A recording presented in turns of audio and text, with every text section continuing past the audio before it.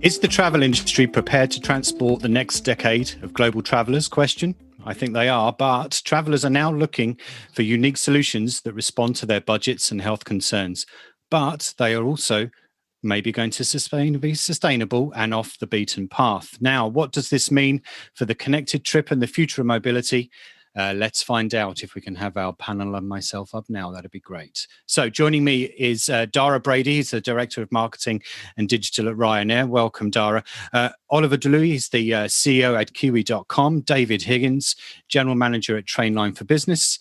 And Christophe Peymirat, he's the Head of Uber for Business in EMEA at Uber. So thank you very much. Welcome. And thanks for joining us for the last session here of Phocuswright Europe 2020 online. Right. And we've heard a lot over the last 2 days and last week in our preliminary sessions in the first week of Phocuswright Europe about how brands had coped with the onset of the coronavirus in February and March this year and what they were doing now. But what we wanted to do for this last session is look beyond travel and kind of really think about what comes next for your brands, that we hope we can send people away at the end of this session with lots of things to think about, or indeed perhaps be slightly nervous about, because the collective minds of this quartet here might make people think a lot harder about what they're doing with their strategies. So we've got a kind of a kick-off question, and we'll start with you, Christophe, on this one. And I want all of you to answer this before we kind of dive into some topics. So Christophe, describe to me, what's the biggest COVID-related misconception about the mode of transport that you work within right now in September 2020? Yes, hi Kevin, hi guys. So for me, it's ground transportation at Uber. So lots of people see us as doing mostly business travel and don't necessarily see that we have shifted completely from business travel to transporting medical workers, essential workers, and doing also a lot of food delivery. So we shifted from our usual and original use case to new things. Okay, David, biggest COVID-related misconception that people have about your mode of transport, which is rail. Hi, Kevin. Yeah, it's a good question. And for rail, I think the biggest misconception has actually been about the safety of rail, particularly in the UK. There's been a lot of nervousness about getting on a train. And I think what we're starting to see now is some fantastic research has come out to demonstrate actually rail isn't an unsafe place to be, particularly when you think about the social distancing, the health protocols that are in place, and the ability to buy a digital ticket and not have to engage that much in the station. So, yes, it's not right, but it's an unhealthy place to be. Okay, and Oliver, I mean, you don't work within a particular mode of transport. I mean, you connect to airports and airlines and other bits. What would you say your answer is for this one? Yeah, but still, the air is the strongest source of revenue for us. So I will relate my answer to the air. So from my perspective, the airports and the planes have been made, let's say, the imaginary culprits of the pandemic, which is extremely unfair. There are probably safer and better disinfected places in the world than airports and planes, and at the same time is the fastest way of transportation for trips above, let's say, 400 or 500 kilometers. So the exposure to the infection is minimized. So I hope that this will be fixed very soon, hopefully. Okay, and Dara, by no means the last one for any particular reason, but following on really from Oliver, I mean, what would you say is the biggest misconception, not particularly about Ryanair, but aviation in general? Yeah, I think similar, probably. Hi guys, everyone. Similar to David, we would say that the notion that travel is somehow the super spreader of COVID, and if you shut down, travel on each individual market, that somehow COVID is going to be reduced and go away. When the reality is, we see in markets like our home market here in Ireland, where we have very strict quarantine measures in place, COVID rates are still rising. So, again, bordering on the, is it safe to fly? And, moving into that somehow travel is, if you cut out travel, well, then COVID will be significantly reduced, which is just untrue. Okay, right. So thank you very much, gents. So let's move on then, and then a little kind of start to think about what is beyond travel in this particular month, looking towards the end of the year and in the years ahead. And if we can perhaps broadly agree that 2020 to 2022 travel is going to be for brands about being smaller, but also arguably smarter. How do you kind of work within that particular framework of being smaller, but also smarter? And we'll start with you, Oliver, if we can.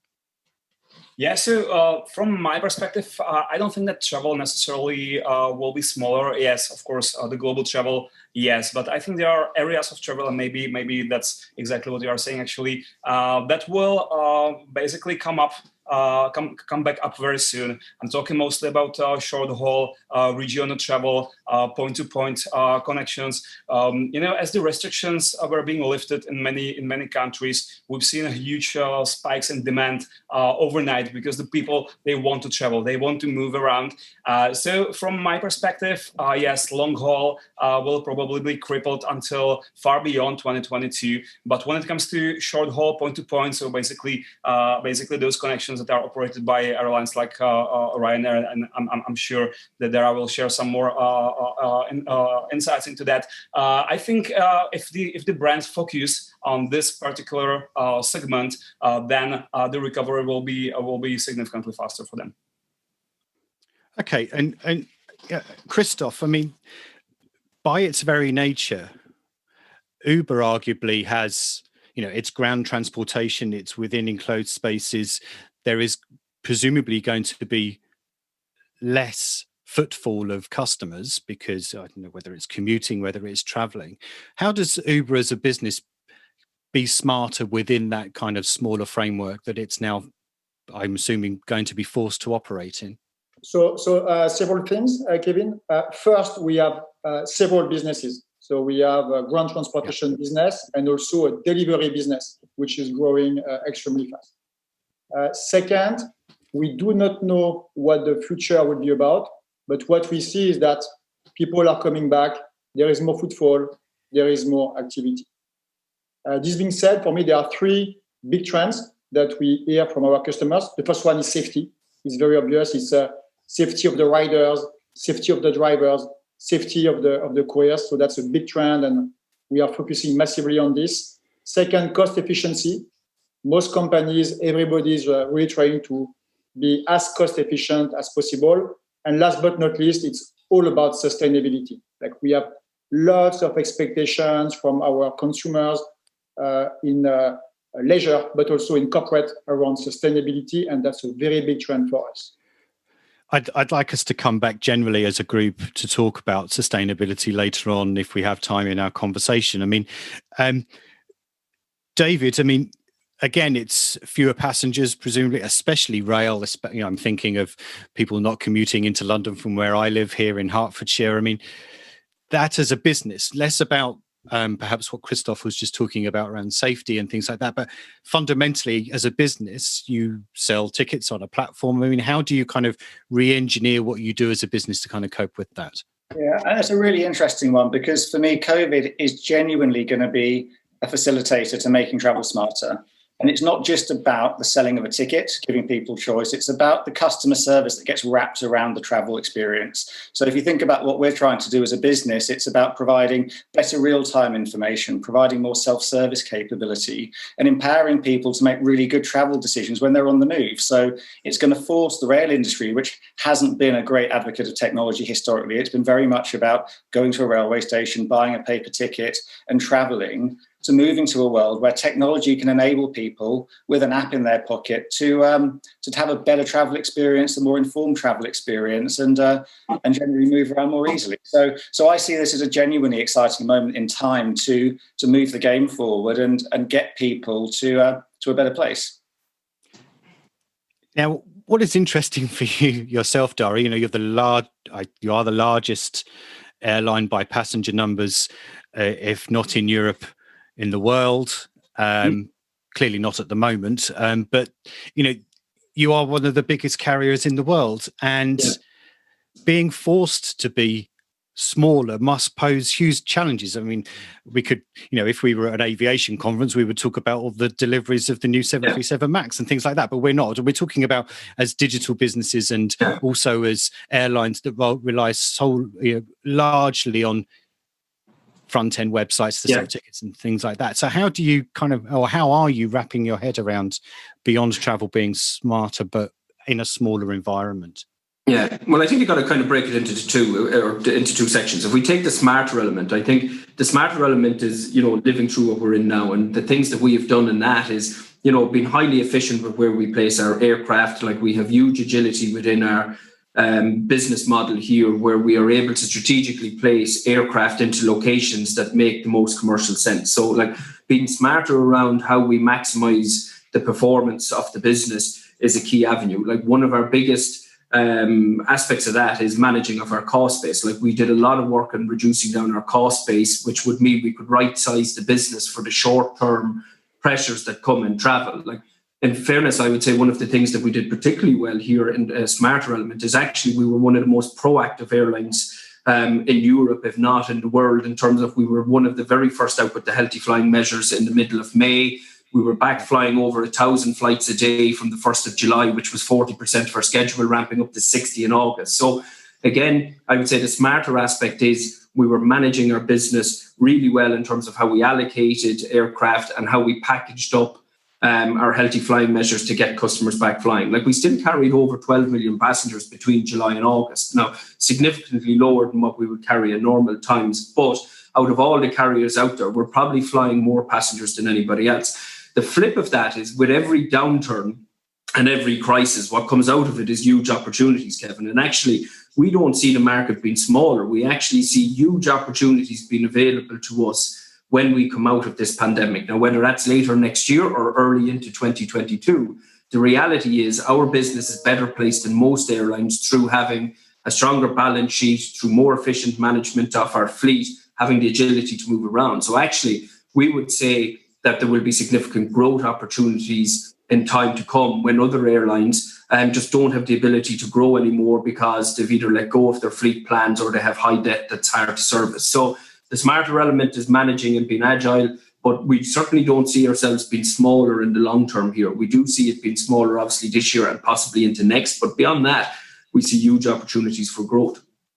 Do you think, and it's going to be first person who kind of jumps in on this one, do you sense the pandemic is going to create opportunities for the different modes of transport that you represent to just either just get along better or be a little bit more collaborative in terms of multimodal interlining, which Oliver does at Kiwi? Just, I look at you all now.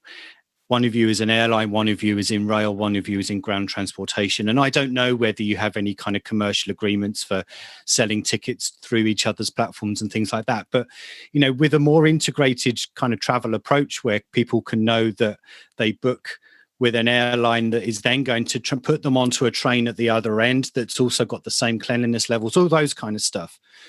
Is this the time for the industry to be a little bit more collaborative for the sake of the customer's well-being and also their confidence about being back on the road again, or back in the air again, or back on the tracks again? Yeah, so three of us. Go ahead, Christophe. So very quickly, I think what we see is the need to have a transportation platform. I'm speaking here about ground transportation with multimodality. So you want to be able to start from home, go on a bike, take a tube, and maybe finish on an Uber.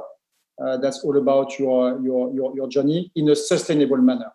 And that's the reason why we are committing to developing a zero platform, a 0% carbon emission platform by 2040. So more sustainability and multimodality. That's what we see. Okay, David, presumably you would like people, let's use the example of where I live here in Hertfordshire, buy a ticket at Liverpool Street Station that takes them all the way to Stansted and puts them on one of Dara's planes and whisks them off to Dublin. I mean, that's not something that's particularly easy to do or even possible to do at the moment. It's not, but there's huge opportunities for it. I think being able to fix that last mile problem or last multi-mile problem, making sure that people's end-to-end journey works, is the next thing to address. And there are opportunities in surface transport to mix with air to achieve that. And if you look at what we've done in Trainline as well, we've tried to bring together a couple of surface transport modes, and that we're not just about trains now. We are also about coach. And that can either be complementary or it can add to making that joined up journey experience work together. So it's certainly something we're thinking about. And if we look at services like the Heathrow Express or the Stansted Express, we can see the interplay between an airline and a rail service working pretty well together. Now, Dara, Ryanair has famously said that it wants to be the Amazon of travel, wants to be an ultra retailer, and all those kind of elements that Kenny Jacobs, who's since departed, used to talk a lot about. Where do you kind of stand on that kind of being a little bit more connected to other modes of transport? I think it was Christophe who mentioned the last mile, which is so potentially so important in this when hygiene is potentially such a consideration for passengers to think about. Sure. I'd probably take a different view to the panel on this at this point in time, in terms of like COVID for a lot of businesses, and we're no different in every industry, is about making sure that everybody can survive it and that businesses can come out of it. I don't necessarily think that businesses should get diluted into thinking this is the perfect time now to sync up into a connected journey. And I'm equally not as sure that that's what customers are actually looking for at this point in time. We've always held the view, Kevin, that we would like to move towards what we call the Amazon of travel, which is essentially where we offer more than just flights. But the bread and butter of what we do is selling flights. And at this point in time, I think personally, from our point of view in the business, it's about making sure we do our business really, really well. There's a huge amount of uncontrollables in trying to, join the dots from A to Z in a travel journey. And I'm not convinced that that's actually, what the customer is looking for at this point in time. I think the notion of it sounds good, but I'm not sure the practicalities of it make sense. And certainly at this point in time, I would say, from our perspective, businesses are better off focusing on the primary what they do and do it really well. And that's certainly where our focus is. So I wouldn't see opportunity for the connected journey during COVID. Okay, but in a post-COVID world, potentially. Yeah, I think ultimately in a post-COVID world, would we like to be a retailer that sells many aspects of travel? For sure. Does that mean that it's one synced up journey for customers? Perhaps, but if I was betting on it, I would say, it'll be the Googles of this world that will have far better scope to do that than individual brands like a Ryanair or Trainline and companies like that. I think you will get individual partnerships here and there, but to do it at the scale that would be needed to satisfy the demand across Europe, I think would be challenging, In that vein, though, Dara, if we can just stick with you for a moment, perhaps it's more about and it's a phrase that's been talked about for a long time. It's the super PNR, the passenger name record. Just when we're hearing on the news just minutes ago before we started about contact tracing and all those kind of things, something like a super PNR or whatever phrase it's going to be called by IATA or whatever industry body decides to take it on, that seems like a more important development, perhaps more than any other at the moment. Sure. But, again, I would say we need to be careful that we don't diverge into, initiatives like a super P&R that has many challenges. To sync that up and to make it reality isn't going to be something that's going to be done in 6 months. So, do you end up putting time into something like super P&Rs and cross collaboration? And by the time you actually achieve that, you could be out the other side of COVID with a bit of luck. And the landscape will look very different. I would also say that the environment is incredibly fragile at the moment in the context of, some markets are open, some markets are closed, some businesses are operating, some businesses are going bust. It's very unpredictable at the moment. I think the notion, again, in the concept is very, very good. But the reality of trying to implement that, do I see it happening over the next 2-year period? I don't. I can't see how... again, it would be delivered in a time frame and in a way that would work for customers. And I would equally ask, do you think there's customer demand for that? Or is it just a nice concept that sounds good? Like, I'm not entirely convinced that the customer demand is there for one complete joined up super P&R. Okay. I mean, Oliver, your business is all about connecting people on different airlines that perhaps don't have natural or historical code shares. I mean, presumably One Order or Super P&R, whatever you want to call it, would be something that you would perhaps be a champion of. Yeah, well, so that's exactly what we are doing already. And as I already mentioned, I believe that with the decline of long-haul travel, there will also be a decline of the hub-and-spoke model in the airlines. Simply, some ONDs, origins and destinations, that have been historically operated by short-haul hub-and-spoke flights used as feeders for long-haul will not be profitable anymore because it won't be possible to subsidize them from the long-haul part of the flight. So I believe that, first of all, these destinations, some of them, or these routes, some of them would not be possible to operate profitably by air. So this part of the journey will be replaced ultimately by ground.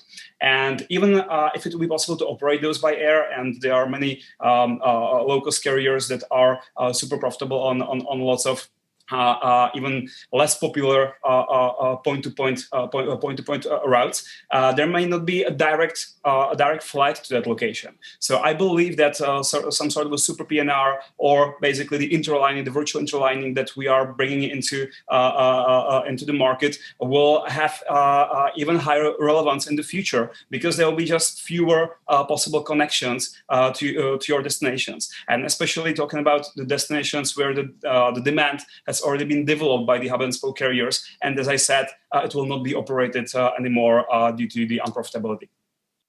Okay, so we have not a whole amount of time left, about 7 or 8 minutes. So I'd like us to kind of run through a couple of beyond travel-esque type subjects, if we can. So we'll start with you, David. And we all know Netflix, Amazon Prime, that particular model of subscription, and then you get unlimited services and things like that. There have been some carriers, for example, Aeromexico was one, that have introduced this kind of Netflix model. Iberia is another. Do you think that is, in a market where people may not have their regular travel, or their regular travel may be inhibited by lockdowns, they can't go for 3 or 4 months, where perhaps something like a subscription model makes a little bit more sense for whether it's rail or, I think we've given up on Dara's talked us out of the interconnected travel thing. So we'll go back to everyone being individual transport providers. But, for rail, some kind of subscription Netflix type model, do you think that's something that could work? I think it's a really, really relevant point, and it's something that we're sort of wrestling with at the moment as to how to change an industry which for a really long period of time has had a very heavy season ticket subscription base. And actually, as we move to more flexible modes of working, people maybe going into the office 2 or 3 times a week, that model simply doesn't stand as relevant looking forward. So there's a whole variety of things being looked at in the industry at the moment, which move us towards a much more flexible ticketing model. That could be carnets, it could be flexible ticketing, it could be a sort of account-based ticketing model. So absolutely. And I think giving people the choice, giving people the ability to get best value, and also try and encourage people out of their homes and back to the office is the most important thing. And if they're either paying for a point-to-point ticket, which gets expensive over 3 or 4 days, or having to commit to an annual season ticket, that isn't the kind of thing that's going to get people moving again. So absolutely. And determining what that precise product model is requires a good amount of sort of customer research and understanding what the different use cases are. But yes, absolutely. And we are working on some of those types of products now. And in actual fact, there are some of our rail customers who already offer that kind of thing. So in the part of north of England, you can get a flexible product.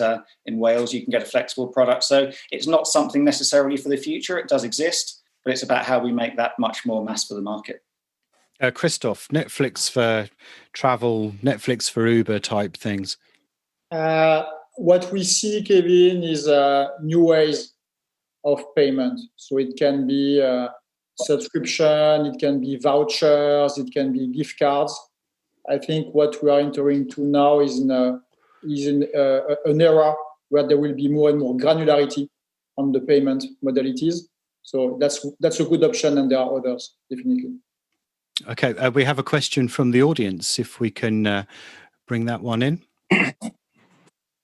Yes, hi. This is a question I think aimed towards Christophe. You talked about sustainability being one of your focus areas. And the question is, if you work, on a contractor model, if drivers are contractors, what does that mean in terms of Uber monitoring sustainability for the different vehicles? And, is that different to kind of your goal of sustainability? Are you talking about something different? We are going to invest $800 million in the coming years to make sure that all the drivers that come to our partner can equip themselves with electric vehicles.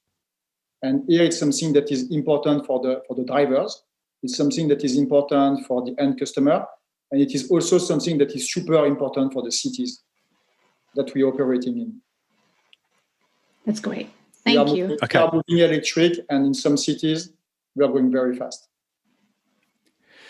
And I'd like to get everyone's perspective, but we'll start with yourself, Dara, if we can. Do you think this is I still think we're in a mid-pandemic period, let alone a post-pandemic period. But, as we look into next year, do you sense that this is perhaps a golden opportunity for all elements of the industry, but in particular aviation, to either take sustainability really seriously, because I know you're going to say you do take sustainability really seriously, but think about it in a different kind of way than perhaps we have done in the past as an industry? Sorry, you just broke up in the end of that question there, Kevin. Sorry. Do you sense that we should take advantage of this kind of golden opportunity, a reset button, if we can call it that, that's been put on us in the pandemic period, to take sustainability perhaps even more seriously than we are already?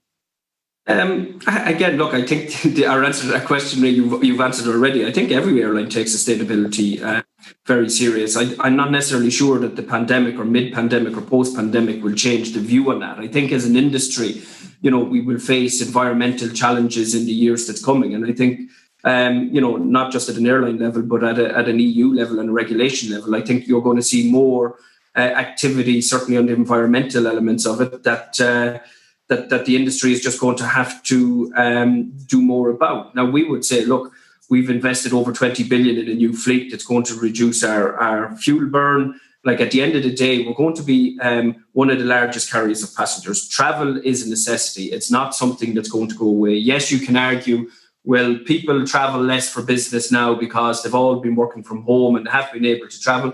There may be an element of it. But I can also tell you that when we ran a €5 seat sale last week, bookings were through the roof. When Portugal came on to the green list in the UK, we've seen a trebling in demand for flights to Portugal overnight. Like, it's a phenomenal aspect, actually. It's that there's huge pent-up demand out there. So it's not necessarily that I think the behaviour is going to change. So therefore, when we talk about sustainability for us, particularly in the environmental element, it's already steps that we would have been putting in place anyway. Yeah. David, if we can get your perspective on sustainability. I mean, rail is the one that's always looked at as being the kind of the alternative. And certainly if you look at something like Eurostar, it has become the alternative for London to Paris, for example. But I mean, what's your kind of perspective on this, about taking more of an opportunity than perhaps there is being taken already? Yeah, I think there was always a huge amount of momentum behind the sustainability agenda anyway. If we look at countries like France, where there's a recommendation that if your journey is less than 2.5 hours, you should take the train. If we look at Scandinavia, where the growth of rail's been huge, there's been a huge amount of momentum anyway. And that will continue, particularly as we add the elements around convenience of travel, safety of travel, and more domestic travel in the short term. So I think we add together sustainability to what some of the behaviours and patterns that are coming out of COVID are, and it will just accelerate that process forward. I suppose what's interesting in this, and to Dara's point, is that people have been stuck at home and locked down for so long. There is this pent-up demand that perhaps, and Christophe, if we can finish with you on this particular one, that, this might be something we just need to kind of take a deep breath over and let all the pent-up demand, can people go away and do all their trips and get it out of their system almost, and then we can think about it in a couple of years' time. I think people are coming back. When there is life, there is travel. So we can be optimistic, even though we don't know what the future is about. Okay. I think as we've all realised over the last 7 or 8 months, not least us in the media, that trying to predict the future is frankly an impossible task, which is why we convene smart people like you to at least give us some sense of where things might be heading and where their particular organisations are looking at. So on that note, I thank Dara Brady, Oliver Dlouhy, David Higgins and Christophe Peymirat from your respective companies. Thank you so much for joining us on the last session of Phocuswright Europe Online 2020. All the best. Thanks, Kevin. And we look forward to seeing you again. Thanks. Thanks, guys. Bye, guys. Bye. Bye.